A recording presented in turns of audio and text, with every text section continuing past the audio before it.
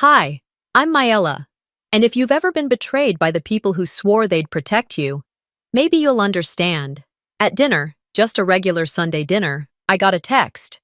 No name, no emojis, just, leave now, don't drink. I didn't listen fast enough. Mom smiled as she served my favorite juice. Dad refilled my glass twice. My sister raised a toast, and later, they lifted my hand while I pretended to sleep to unlock my phone, and that's when I knew. This wasn't just manipulation, it was a strategy. But why would your own family treat you like an ATM? What happens when you finally catch them in the act and record every word? Would you turn them in? Would you walk away? Would you survive it? It had been nearly 6 months since I last walked up the porch steps of my childhood home, but nothing had changed. Not the creaky third step, not the wind chime Vera had hung near the door back in '98, not even the faint smell of cinnamon and pine sol that clung to the entryway like a memory. Weathersfield hadn't changed much either. It was late fall, the sun barely grazing the horizon by 5:30, and the trees lining the sidewalks had already given up their leaves. I paused at the front door, bracing myself, then rang the bell, even though I knew it was unnecessary. Vera opened it with that same half-smile she always wore when she wanted to appear warm. "You made it," she said softly, stepping aside. "Would have been rude not to," I replied, managing a polite smile. My voice sounded steadier than I felt. The living room looked exactly like I remembered: lace curtains, outdated photo frames, and a large mirror that hung just slightly crooked. Cassian stood in the doorway between the kitchen and dining room, arms crossed, nodding like we were business associates rather than father and daughter. Seraphine? She was already perched at the table, perfect as always, hair curled just right, lipstick never too much, scrolled casually through her phone with a finger adorned in more rings than fingers. "You're late," she muttered without looking up. "Traffic," I lied. The dining table was already set. Candles flickered in the center, casting soft shadows across the old wood. My chair had been pulled out for me. The place setting was exact: silver fork, white napkin, and a glass of cranberry juice already filled. "Still like cranberry, right?" Vera asked from behind me. "Sure," I said. I hadn't touched the stuff in years, but it wasn't the time to start an argument over juice. I slid into my seat, watching the way Seraphine glanced up from her screen just long enough to register my presence, then immediately looked away. Cassian poured himself a splash of wine and offered none to me. Habit, probably, or intention. It was hard to tell with him. "So," Vera began, "how's work?" "Busy. Good, though," I replied. I had this part down. Say just enough, smile, and deflect. "That tech job still holding up?" Cassian asked, eyes narrowed. "Still holding." Seraphine giggled softly. "I saw a TikTok that said tech jobs are the new pyramid schemes. You better cash out before they collapse." I smiled. Didn't respond. It wasn't worth it. Not anymore. We were halfway through passing the mashed potatoes when my phone buzzed in my lap. I wasn't expecting anything. No one texted me during family dinners. I glanced at the screen beneath the table, thumb grazing the corner of my phone. A message. Just 2 lines. "Leave now. Don't drink." There was no name, no emojis, no punctuation beyond that final period. It felt like a voice in my head trying to sound calm when it was actually screaming. I swallowed carefully. My hands were steady, but I felt a drop in my stomach, a cold, sudden drop. I looked up. Vera was pouring gravy over chicken, Cassian buttering a roll, Seraphine still scrolling. Everything looked completely normal. Too normal. I glanced at my glass of cranberry juice, deep red, with a couple of small bubbles near the top, the kind I used to drink when I was 13, watching Saturday cartoons before chores. I didn't remember anyone asking what I wanted to drink. It was just there. "You still like cranberry, right?" Vera asked again, as if repeating it would make it true. "Yeah," I said. My voice felt far away. My pulse kicked up. I reached for the glass, lifted it an inch, then set it back down. This was either the most twisted prank, or something was very wrong. Seraphine raised her own glass. "To family," she said, smiling like a woman in a shampoo commercial. "Always there when you need them." Cassian lifted his To strength. Vera's smile widened. To unity. I raised mine slowly, carefully, and clinked it against theirs. But I didn't drink. I watched the way their eyes flicked to my hand, then back, the way Vera's smile didn't reach her eyes, the way Seraphine blinked just once too slowly. Something was off. I turned to Vera. Bathroom? Same place as it's always been, she replied, tone just sweet enough to taste sour. I pushed back from the table, stood, and walked upstairs. Each step felt heavier than the last. By the time I reached the top, my hands were shaking, not with fear, but with certainty. In the hallway, I passed the old photo wall. Me and Seraphine in matching sweaters, my high school graduation, Dad's retirement party. All framed, all staged. I stepped into the upstairs bathroom and shut the door behind me. Locked it. Stared at myself in the mirror. There was a time when I would have laughed at a text like that. A time I would have rolled my eyes and drank the juice anyway. But not tonight. Not after the things I'd started to piece together over the past year. The time my bank alerted me of a login I didn't make. The birthday gift that mysteriously never arrived, though Seraphine swore she mailed it. The weird way Vera asked for my new passcode, just in case something happened. I pulled out my phone again. Reread the message. Leave now. Don't drink. And I knew, deep in my gut, in the place that always knew before I let it rise to the surface, I knew exactly who had sent that text. The lock clicked into place with a soft, deliberate sound. I took a breath, slow and shaky, and leaned my back against the bathroom door, giving myself a moment before I moved. The message was still on the screen. I didn't need to read it again. I already knew what it said. I also knew who sent it. The moment I saw the wording, short and sharp like a command whispered through clenched teeth, I had no doubt. Iran. It had been years since I last dialed his number. I'd deleted him from my contacts after our breakup, more for show than necessity. His number lived in my memory like a song you didn't ask to remember, but couldn't forget. I tapped call before I could second-guess myself. My hand trembled as I held the phone to my ear. 1 ring. 2. A soft click. You're still there? His voice was quieter than I remembered, raspier maybe, but I recognized it instantly. Aaron, I whispered. A pause. Maella. The weight in his voice was real, familiar, but heavier. Neither of us asked how the other had been. There wasn't time. And frankly, this wasn't about us. You need to get out of that house. Do not drink anything. Don't sleep. Don't trust them. My pulse jumped. Why? I asked, though I already knew the answer. Aaron exhaled, the sound tight, almost pained. I should have told you earlier. Back when we were still together, I didn't know how to say it. Say what? He hesitated again, and I could feel him battling something. Shame? Regret? Anger? Your mom, Vera. She installed tracking software on my phone. I didn't move. I barely breathed. What? It was during the holidays. She said it was a safety precaution. I believed her.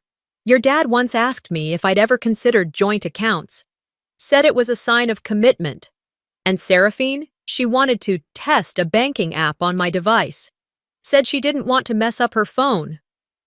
Every word came with a new throb in my temples. You never told me. I was stupid, he said. I thought they were just being overprotective. I figured it was just their way of showing love, in that twisted, suffocating kind of way. But then I started seeing logins I didn't make. Notifications disappeared. Transactions I didn't recognize. When we split, I assumed it was over. But a few weeks ago, I overheard something.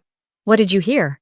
Someone I know. She works in security at a bank. Seraphine came in, used a business account that wasn't hers. She was trying to recover access to someone's login. She used your name. My knees buckled slightly, and I sank to the edge of the bathtub, phone pressed to my ear like it could hold me upright. Aaron, I whispered. Are you sure? Yes. That message I sent, it wasn't just a hunch. I pressed my free hand to my forehead. My skin was cold, clammy. The cranberry juice I hadn't touched felt like it was already poisoning me from a distance. They're planning something, Mayella. I don't know what, but I know that look. I know how it starts. They smile too much, say all the right things. But everything around you, every moment, it's manufactured. My voice cracked as I asked, "You think they're trying to access my bank?" "I think they're trying to control you again." "And if they can't control you while you're awake, they'll find a way while you're not."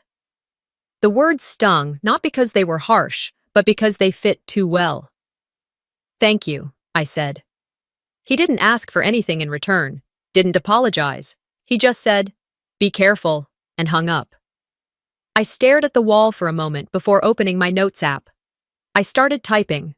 Time, 5:58 p.m. Text received. Warning confirmed. Then I wrote down what everyone had said, word for word, as best I could remember. "You still like cranberry, right? Remember when you used to fall asleep at dinner? To family." Every sentence now felt like a trigger. I kept typing. Then I stood, washed my face with cold water, and looked at my reflection.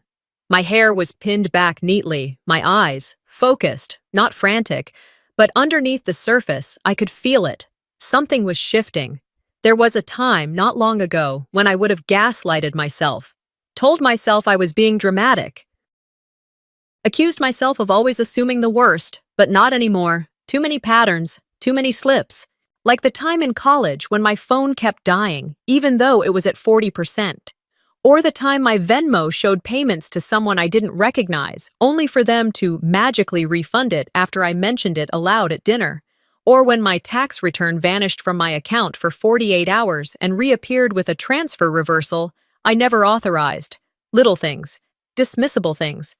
But now, strung together, they painted a clear picture, a deliberate one. My chest tightened, not from fear, but from clarity. They've done this before, to me.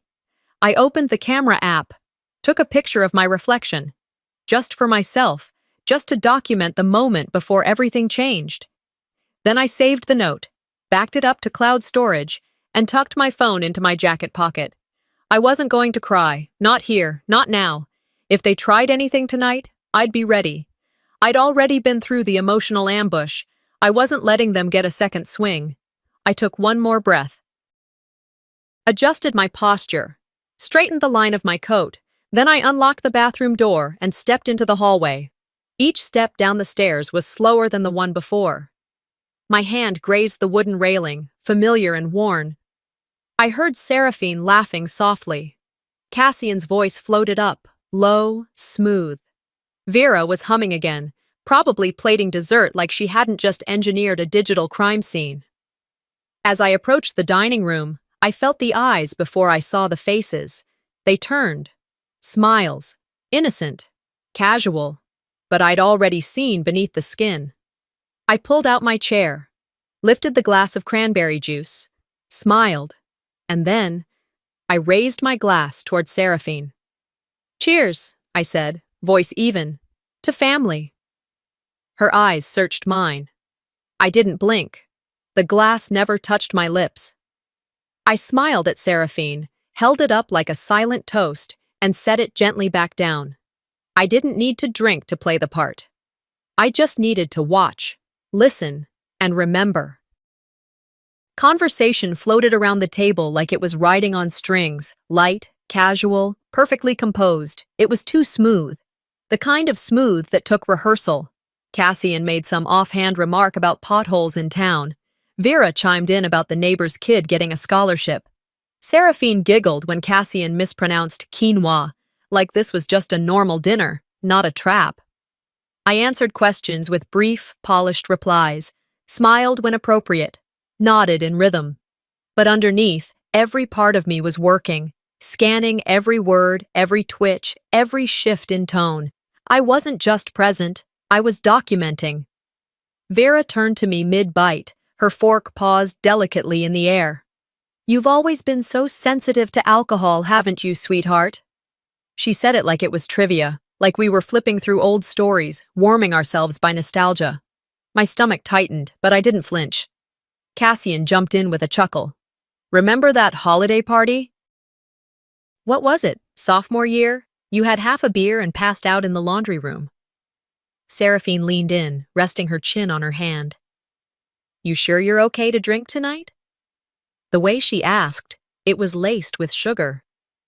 But I tasted metal. This wasn't conversation. It was construction. They were laying bricks for a narrative. Mayella is fragile. Mayella is careless. Mayella passes out when she drinks. And if something happened tonight, they'd just point back to this dinner. She always had a low tolerance. Remember college? We were worried about her. I let the comments hang in the air, not pushing back, not validating, just listening. But inside, I was flashing back. 2 years ago. Christmas week. I'd flown in late, and Vera had insisted I come to dinner, even if I was tired. She poured me a glass of red wine, one. That was all I had. We'd talked about Seraphine's job, Cassian's new lawnmower. It all blurred now. But I remember waking up the next morning in my childhood bedroom, fully dressed, my phone dead, no recollection of getting there. At the time, I chalked it up to exhaustion, jet lag, stress. But a week later, I'd noticed a $2,000 wire transfer to a consultant I didn't remember hiring. I'd assumed it was some app glitch. I even filed a dispute, but it got reversed. Authorized by fingerprint. No investigation, no follow-up. I let it go. Now, sitting here, with this same cranberry juice staring at me like a dare, I realized I hadn't passed out. I'd been put down, just like they were trying to do now. Same setup, same lighting, same music humming from the Bluetooth speaker. Vera never knew how to work until Seraphine helped her set it up. This wasn't improvisation, this was protocol. I slid my hand discreetly under the table, texting myself. 6:41 p.m., cranberry poured before arrival. 6:43 p.m., low alcohol tolerance comment from Vera. 6:45 p.m., reinforcement from Cassian, follow-up by Seraphine. I snapped a photo of the table, my untouched glass, the angle of the chairs, the untouched dessert plates. If they were trying to bury me again, I'd leave footprints all over their polished wood floors. I glanced across the table, caught Seraphine looking at me. She smiled. Just her mouth, not her eyes. Hey, remember that time we got locked out of the house and you cried for like an hour? She said, suddenly. Vera gave a maternal sigh. She's always been the emotional one. Cassian didn't speak. He rarely did, unless it served a purpose.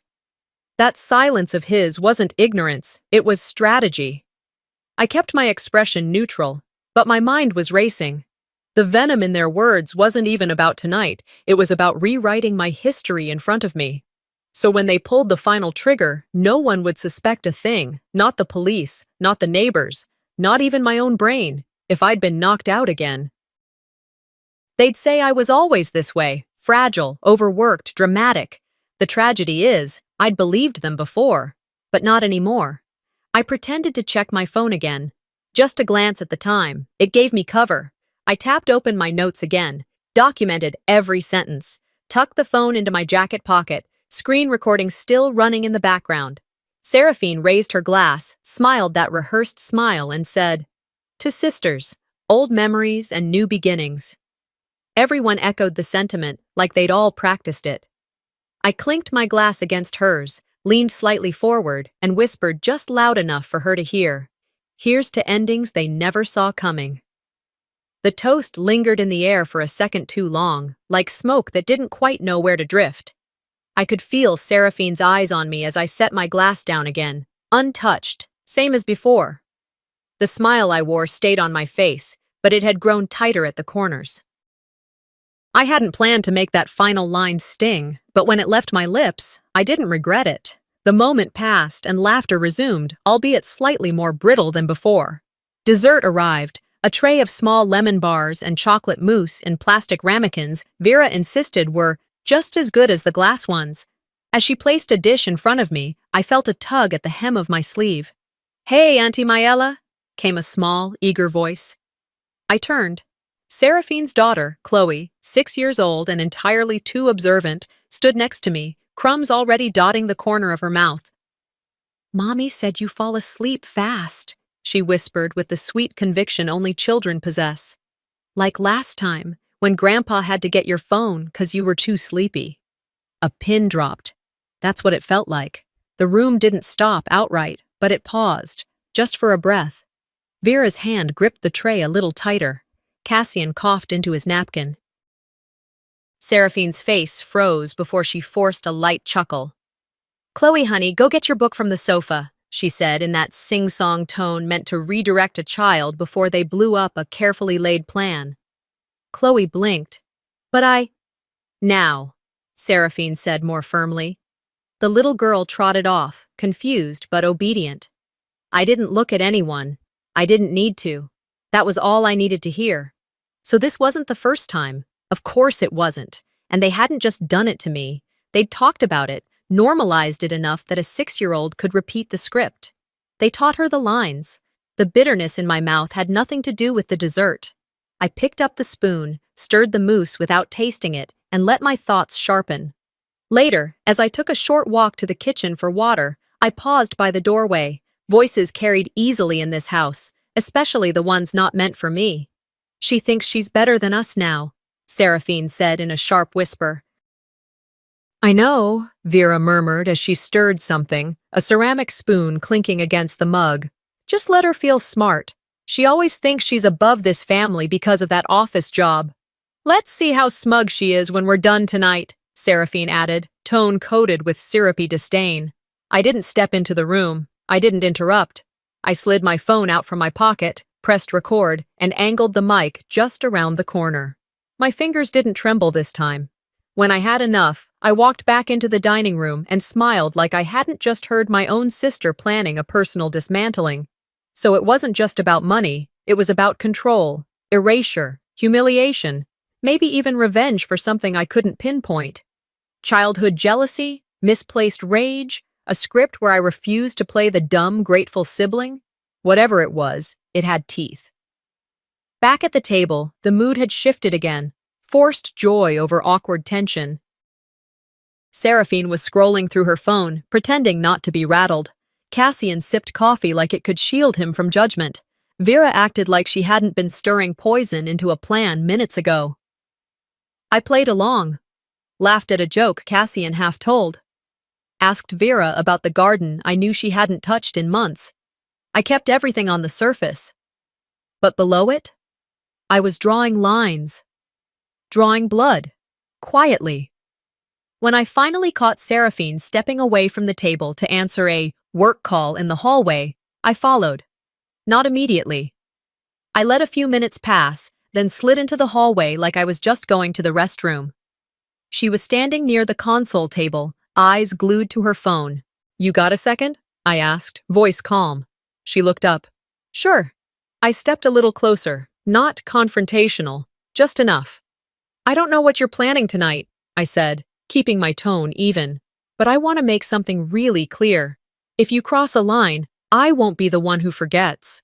Seraphine tilted her head, smile twitching. "Still so dramatic, Mayella." "Maybe, but at least I've learned how to spot an ambush before I'm under the table." Her eyes narrowed just slightly. I added, "Let's see who writes the final scene." Then I turned and walked away. I didn't wait for her to reply. I knew that smile of hers would return the second I turned my back, the one she wore whenever she thought she still had the upper hand. From the kitchen, I heard Vera call out, "Dessert's ready!" As I walked toward the dining room, Cassian was already refilling my glass. I watched the liquid swirl in the cup, thick and slow, same as before. They just smiled, as if my warning was a bedtime story, something nice to ignore before taking what they wanted. Cassian refilled my glass without looking at me, and Vera set down the apple pie with that same rehearsed warmth she'd worn all evening. The aroma should have triggered comfort, flaky crust, cinnamon, butter, but it didn't land like it used to, not tonight. I watched her hands as she served each slice, calm, meticulous, too calm, too careful. They were choreographing my fall, down to the garnish. "Your favorite," Vera said, smiling as she slid the plate in front of me. Thank you, I replied. My voice was smooth, controlled. I matched their act note for note. Across the table, Seraphine raised her phone. Let's take a picture, she said, lifting it up with practiced ease. One for the group chat. I gave a light laugh, the kind that passed for agreement without true enthusiasm. We all leaned in. Cassian placed a hand lightly on my shoulder. Vera adjusted her scarf. Seraphine held the camera high and counted down like we were kids again. 3 clicks later, she smiled at her phone, tapped a few buttons. Sending it now, she said. Don't worry, Mayella, I'll find your best angle. I didn't respond. I knew exactly what that group chat was now. After a few minutes of fake laughs and polite bites of dessert, I excused myself. Phone's dead, I said casually, holding up my screen. I need a charger. Is the study still open? Of course, Vera said, too quickly. Same drawer as always. I walked down the hallway to the room that had once been Cassian's office, now a half-used storage space for tax folders and the dusty home printer. The lamp near the desk still had the yellowing shade I remembered. On the far end of the bookshelf, the old Google Nest Hub blinked faintly to life, and that's when I saw it.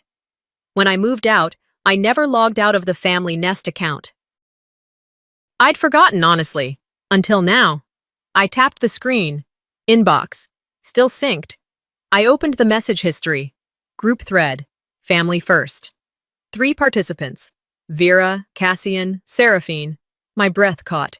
Just remember to tilt the phone for the fingerprint. We missed it last time. Make sure she drinks at least half.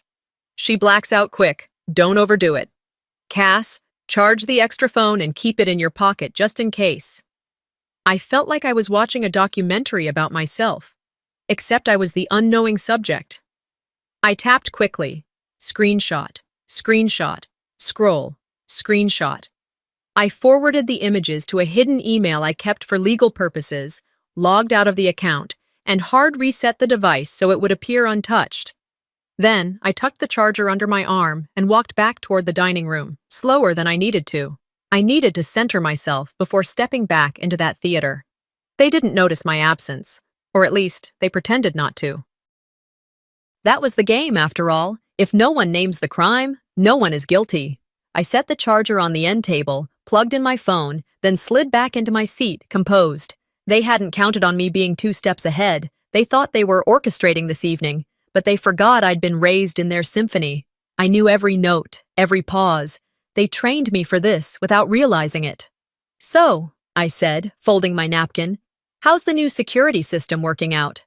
Cassian raised an eyebrow. Fine. Why? Just curious, I said with a shrug. You know, with all the syncing and recording these days, things have a way of being remembered. Seraphine's hand twitched. Vera smiled, but her fork paused mid-air. I took another bite of pie, chewed slowly, then added, Funny how tech never forgets, even when we do. There it was. The flicker in Seraphine's eyes, the millisecond where she dropped the mask and something calculating darted behind her stare. She covered it well, but not fast enough. Cassian reached under the table to check his phone. Subtle, but I caught it. My phone was already recording audio through a background app. Anything said tonight, whispered or muttered, would be documented. They wanted to gaslight me. They wanted to recreate a version of me they could dismiss. But now the record would outlast the performance. I leaned back in my chair, glass in hand, and gave the room one last sweeping look. Vera cleared her throat. You haven't touched your drink, Mayella. Oh, I will, I said lightly. Just waiting for the right moment. Don't let it get warm, Cassian added. It's better cold. I smiled. You'd know. And then, I clinked my glass against Vera's with a soft cheers. Still didn't drink. Seraphine was staring now. Not with warmth, not with guilt. With calculation. She knew I was onto them. And now, she had to guess how much I knew, and how fast she had to act. Cassian's phone buzzed again under the table. He silenced it quickly, almost too casually. I turned off my phone screen and slipped it face down beside my plate, letting the mic continue in silence. Let them think I was done resisting. Let them believe I was tired. Vera leaned toward Seraphine. Do it now, she whispered, too low for anyone else, but not low enough. I blinked slowly, feigned the heaviness of exhaustion. I think I'm just going to rest here for a moment, I murmured, my voice trailing off. Vera touched my shoulder gently. Of course, darling. You've had a long day. The lights felt dimmer, the air cooler. A hush settled over the room, like the last breath before a plunge. I eased into the armchair near the fireplace, eyes half-lidded, letting my head tilt slightly. My breathing slowed.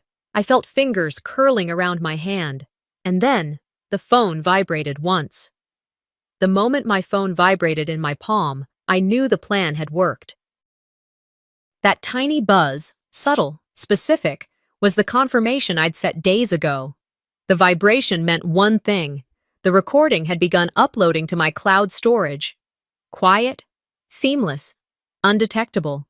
Just like everything else I'd prepared. I didn't flinch. I didn't move. My breathing stayed steady, chest rising and falling like someone on the edge of sleep. But my mind was racing, alive with every sound, every whisper in the room. A blanket was draped over me. Vera's hands were as gentle as ever. To anyone watching, she was just a mother tucking in her daughter. But I knew what was coming. She's out, Seraphine whispered. Her voice was clipped, almost bored. Let's get this done, Cassian replied from somewhere near my feet. Then came the sound, the soft swish of cloth, the faint click of my phone being picked up. A pause. Here it is, Seraphine said. It's not locked. No, it is, Cassian answered. Still needs her fingerprint. Then I felt it. Fingers curled around my wrist, light, careful. My hand was lifted slowly, then my thumb was pressed against the home button. Click, unlocked. My phone vibrated again, almost imperceptibly. Another signal. The screen had been accessed. The mic was still on. The evidence was collecting itself. She keeps everything under banking, Vera said, like she was discussing what aisle to find flour in. It's always been the same pattern. Cassian's voice was closer now. Routing number? Got it, Seraphine murmured. Only 8,000. That won't raise flags. 8,000. I'd paid off debt with less. I'd lived off less.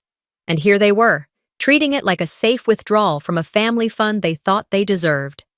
Get her hand again, Vera said. We need to authorize the transfer. They lifted my thumb once more, used it for authentication. No passwords, no codes, just flesh and trust. Done, Seraphine whispered.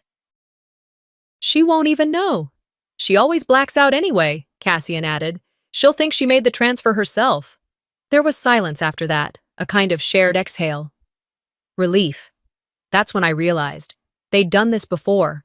And not just once. This was procedure to them. A strategy. A tool set refined through time. My heart was pounding, but my limbs stayed limp. I had trained myself for this moment. I felt a touch on my shoulder. You okay, honey? Vera's voice was back to soft concern, back to mother mode. I stirred slightly, let out a low sigh, then opened my eyes halfway. I think I blacked out for a sec, I said, my voice gravelly, barely above a whisper.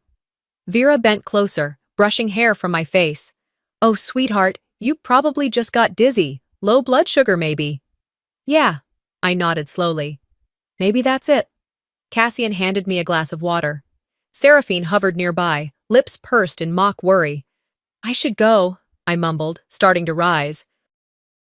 They didn't protest. Of course they didn't, because as far as they knew, the job was done. I've got work early, I added, blinking like someone still disoriented. Let us walk you out, Vera offered.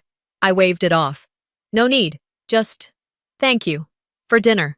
Everything was memorable. They smiled, all of them. And for the first time that night, I realized something strange, something terrifying. They didn't feel bad. They didn't think they'd done anything wrong. This wasn't betrayal. It was just maintenance to them. Just a way to smooth over whatever imbalance they thought I'd caused by not doing enough, not giving enough. They'd rewritten the family code so often that they now believed stealing from me was something I owed them. At the door, Vera hugged me lightly, patting my back. Text us when you get home, all right? I nodded. Seraphine held me a second too long. Rest up, okay? She said. You're always pushing yourself. Cassian didn't say a word. Just gave a firm nod, then turned back toward the kitchen. I stepped outside into the evening chill. The driveway was dark, quiet. I walked to my car slowly, still feeling the residual hum of their hands on mine. Once inside, I started the engine, locked the doors, and stared straight ahead. I didn't drive off immediately. I waited. The phone buzzed again.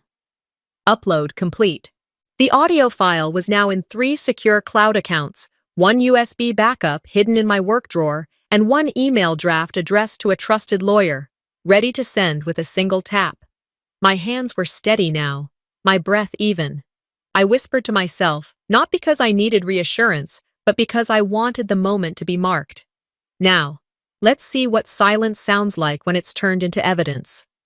The living room was still wrapped in quiet when I stepped inside my apartment. The streetlight outside cast a soft orange glow across the hardwood floor, and for a moment, I stood there in the doorway, keys dangling in my hand, still wrapped in everything that had just happened. I shut the door slowly, locked it twice, and let the silence settle around me like a second skin. I didn't turn on the lights. Instead, I walked to the kitchen, dropped my keys on the counter, and opened my laptop. It booted up faster than usual. Or maybe I was just impatient. I slid my phone from my coat pocket, plugged it in, and opened the Cloud app. The audio file was already there, time-stamped, crisp. I put in my earbuds, pressed play, and listened. Vera's voice came through first, hushed but clear. She always blacks out. Then Seraphine. We just need her thumb. She never remembers anything. Cassian. Only 8K. She'll think she transferred it herself. I paused the audio. Sat very still. The truth was one thing when you suspected it. It was something entirely different when you heard it played back to you in your own family's voices, like a true crime documentary, except you were both the subject and the producer. I felt hollow. Not because I was surprised, but because I wasn't. I had suspected this kind of betrayal for years, brushed it off, swallowed it down, tried to rewrite it in softer language. But hearing it now, cold, deliberate, like they were listing ingredients on a recipe card, it changed everything. I closed the audio file and opened my banking app next. I already knew what I was looking for. 2 years ago, Christmas Eve, I filtered transactions by date. There it was.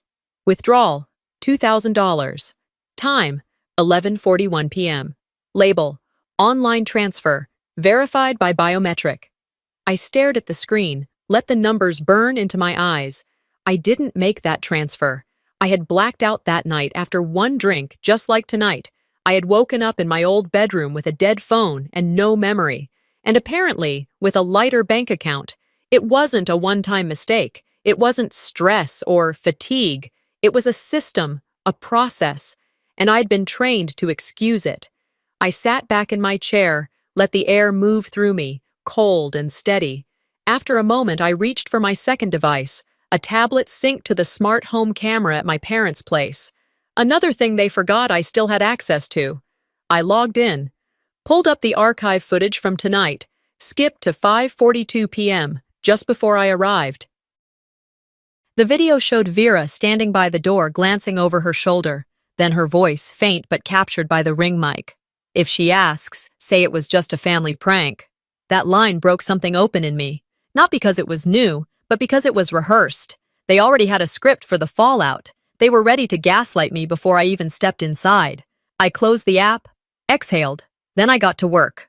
Opened a clean spreadsheet. I titled it, Timeline of Incident, Mayella V. In one tab, I uploaded the audio. In another, the bank screenshots. In a third, the video file from the doorbell. I drafted an email. 3 recipients, Fraud Department, Brookstone Bank, Officer L. Carmichael, Weathersfield Police Department, Financial Crimes, PR@stratusreputation.com. Seraphine's firm. I didn't attach my name. I used a secondary address I'd registered months ago for emergencies. The subject line read, Unauthorized financial activity and biometric exploitation. Full evidence attached. I included every file, time-stamped, tagged, clear. Then I clicked send. No hesitation, no rage, no drama, just silence. Clean, surgical silence. The kind that didn't scream, but settled in deep and stayed. I left the laptop open and walked to the window. The breeze from outside cut through the quiet, crisp, and honest. My phone buzzed. Notifications. I didn't look right away. I waited. Then picked it up. Group text. Family first. Seraphine. Did you actually record us? Cassian. You're being irrational. Vera. This will ruin everything we've built. I blocked the thread. Individually, too. Each number. Each name. I would not respond. There would be no explanation. No, you misunderstood. No, it wasn't like that. No, let's talk. They had spoken enough. I had listened enough. And now, they would listen to silence. My email pinged. Your file has been successfully delivered. I looked down at the screen, then stepped back to the window, opened it wider. The air rushed in, cool and clear, as if the whole world had been holding its breath and was finally exhaling. I watched the wind move through the leaves outside, brushing over everything like a reset. I didn't destroy my family, I whispered. They did that themselves. I just handed them the mirror. It took less than 36 hours for the first wave to hit.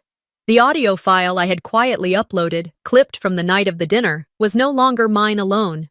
Now, it had a life of its own, bouncing across inboxes and server logs, making its way into meetings and behind closed doors. I had planned it that way. Quietly. Cleanly. I didn't need a courtroom. I needed exposure. Seraphine was in the middle of a morning debrief at her firm, Stratus Reputation Management, ironically, when it happened. They were halfway through reviewing a proposal for a high-profile tech CEO when someone pressed play on the file I had sent. Just get her thumb.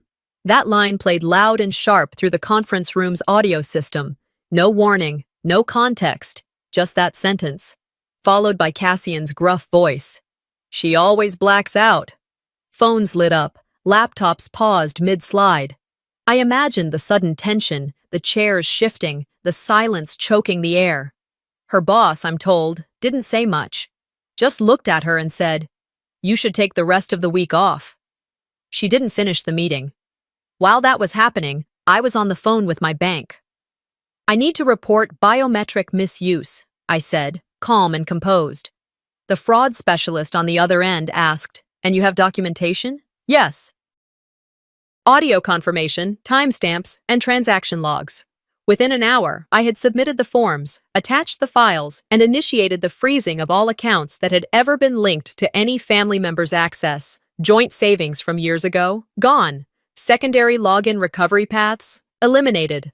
I filed for a no-contact order under financial harassment. My lawyer helped expedite it. By that afternoon, I had also updated every layer of my digital footprint. New phone number, secure cloud backups, facial recognition only on devices, and a full freeze on my credit, just in case someone got clever and tried to open a line of credit under my name. The relief didn't come in a rush. It came slowly. That night, I slept 8 full hours, no disturbances, no cold sweat, no nightmares of childhood dinners and warm smiles hiding sharp intentions. It was the first time in years that sleep felt like sleep. The consequences were not immediate for my family, but they began to grow roots. In town, people talked. That's how it goes in places like Wethersfield. Word got out, not details, but rumors with enough truth to make people uneasy. Vera's former students, now adults, many of them, whispered in staff lounges. Cassian stopped showing up at his favorite diner, where he used to sit near the front window and argue about politics with the same 2 guys every Tuesday. No more warm greetings from the waitress who always brought his coffee without asking. And Seraphine? Well, Stratus didn't fire her, but she was placed on indefinite administrative leave. A reputation manager with a reputation problem. I hadn't sent the files to ruin their lives. I sent them because I refused to let them continue ruining mine. That night, a string of texts came in before I blocked the numbers. Seraphine. You made it worse than it had to be. Vera, we're still your family. This could have been private. Cassian, we raised you. This is how you repay us?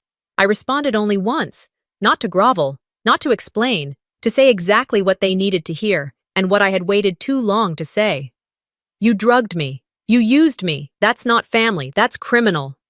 Then I blocked them all. No second message, no call, no exception. In the days that followed, I avoided the grocery store near their side of town. I skipped the bookstore Vera used to volunteer at. I rerouted my commute so I wouldn't have to drive past the church where we used to do Sunday potlucks. But I didn't feel like I was hiding. I felt like I was choosing myself. That weekend, I stood outside a small building I had just signed for. A quiet space on Maple Street, formerly a law office, now empty, with good bones and a solid roof. My key slid easily into the lock. Inside, the walls were bare. The light smelled faintly of dust, but it had potential. The new sign was being installed that day. Reset, recovery for financial abuse survivors. The man on the ladder gave me a small wave as he drilled into the brick, the metal letters gleaming under the afternoon sun. I walked up the front steps, one slow foot at a time, not because I was tired, because I was grounding myself, claiming this space, every inch of it, not for revenge, for restoration. Inside, I ran my hand across the empty counter where someday women would sit and fill out forms for assistance, for guidance, for hope. I imagined community workshops, quiet therapy sessions, conversations over tea, a place for people like me, like I had been. I didn't need my family's apology. I needed this. A room with windows wide open, light flooding in, not locked bedrooms where phones died mysteriously. This was my beginning. No more shame, no more silence. No more pretending I didn't see what I saw, know what I knew. I wasn't running anymore. I was rebuilding. On my terms. The scent of fresh paint still lingered faintly in the air that Saturday morning as I unlocked the front door of Reset. The sign above the doorway had only gone up yesterday, the letters still glossy and new. Recovery for financial abuse survivors. It wasn't flashy, no ribbon-cutting ceremony, no press, just a quiet beginning, on my terms. Inside, the walls were calm shades of warm gray and soft green. The front desk, though modest, held a printed card with our mission. Silence kept them safe. Your voice will set you free. I stood in the entryway for a moment before flipping on the lights. Sunlight spilled in through the window panes, stretching long across the hardwood. It was peaceful, earned. The first volunteers arrived just after 9, a social worker named Kendra, a retired therapist named Elaine, a woman I met at the bank who'd once been forced to co-sign a credit line she never used. They unpacked pamphlets and set up folding chairs in the back room, talking softly with that kind of steady, practiced patience people only develop when they've lived through hard things. By mid-afternoon, I had already met 3 women who cried when they realized this wasn't a scam or a handout. It was real, a place built because someone believed them before hearing a word. I didn't tell them my whole story. I didn't need to. I had built this place for them. Later that evening, after the last volunteer left and the lights dimmed down to a glow, I returned to the small office tucked at the back of the building. It was the same room that used to be my childhood bedroom, now with bare walls and new flooring. The desk was simple. A single framed photo sat on it, an old one of me at 8 years old, sitting under a maple tree with a book in my lap. Beside the desk was a narrow shelf lined with reading material. I'd started adding books slowly, most of them donated. I reached into the bottom drawer of the file cabinet and pulled out a small cardboard box I hadn't opened since moving in. At the bottom, beneath a stack of old journals, I found a photo frame I had once shoved under my bed to forget. It was a childish drawing, on crumpled paper, edges yellowed by time. 2 stick figures, me and Seraphine. We were holding hands, both smiling, with big hearts drawn above our heads. In red crayon, I had written, "Me and my best sister, forever." I stared at it longer than I expected. I didn't cry. I didn't hate her. I didn't forgive her either. I set the drawing upright on the shelf between 2 books. Not to honor her, not to erase what happened, But because that little girl who drew it once believed something so deeply, so earnestly, that I owed her the space to be seen. I didn't need to rewrite the past. I needed to face it. A few days later, a letter arrived at the center addressed in slanted handwriting I didn't recognize at first. No return address. Inside was a folded sheet of yellowed stationery, the kind people used to write with when letters mattered. Mayella, it began. I knew something was wrong the first time your mother did the same thing to me. I was younger then. I didn't have the language. I didn't have the nerve to call it what it was. But you did. I've watched from afar, always afraid to speak. But not anymore. You've done something bigger than confronting them. You've opened a door, and for that, I'm proud of you. It was signed simply, Aunt Ruth. I held the letter for a long time, not because it changed anything, but because it gave weight to the silence that had stretched across generations. She had never intervened before, never said a word, and now, decades later, she was telling the truth the way she could. It was enough. The next week, I prepared a stack of envelopes. Each contained a USB drive, no letter, no explanation, just the truth, the recordings, the screenshots, the dates, the voices. I sent them to every cousin, aunt, and uncle who had once praised Seraphine's ambition, who'd said I was too sensitive, or not family-oriented enough, or difficult. I didn't send it to shame them. I sent it because if anyone was still choosing to look away, they deserved to see what they were refusing to face. Most never replied. Some blocked me. But one cousin, a woman named Elise, who had stood beside Seraphine at her baby shower and once called me cold, texted me late one night. I believe you, she wrote. And I'm sorry. That was enough. Vera, Cassian, and Seraphine never reached out again. They disappeared from my life, not through some dramatic exit, but like furniture you quietly get rid of. No fanfare, just absence. They didn't apologize. They didn't ask to make amends. And that, too, was enough. Healing wasn't a clean arc. It didn't show up one day and say, "You're done." It crept in slowly, through small victories, through quiet moments like sitting in a room you'd reclaimed and realizing your breath didn't hitch every time you heard footsteps. I still had days where I didn't trust people's smiles. I still double-checked my bank notifications more often than I wanted to admit. But I was no longer waiting for permission to feel safe. I had built my own security. That evening, I stood by the front window of Reset as the sun began to set, golden light pouring across the floor like a promise. Outside, a woman stood nervously on the sidewalk, mid-40s, holding a tote bag like it was a shield. Her fingers were clenched tightly around the strap. I saw something in her eyes I recognized instantly. Fear and exhaustion woven into resolve. I opened the door. She stepped inside. I offered a smile that wasn't professional. It was personal. You're not alone anymore, I told her, voice steady. Let's begin again. Sometimes the hardest truths are the ones hidden behind family photos and polite smiles. Mayella's story is more than a revenge story. It's a reminder that silence can be deadly, and loyalty, when misplaced, can cost everything. Have you ever stayed quiet just to keep the peace, only to realize you were sacrificing yourself? Let me know in the comments. And if this story hit close to home, don't forget to subscribe for more real, raw stories just like this. Your voice matters here.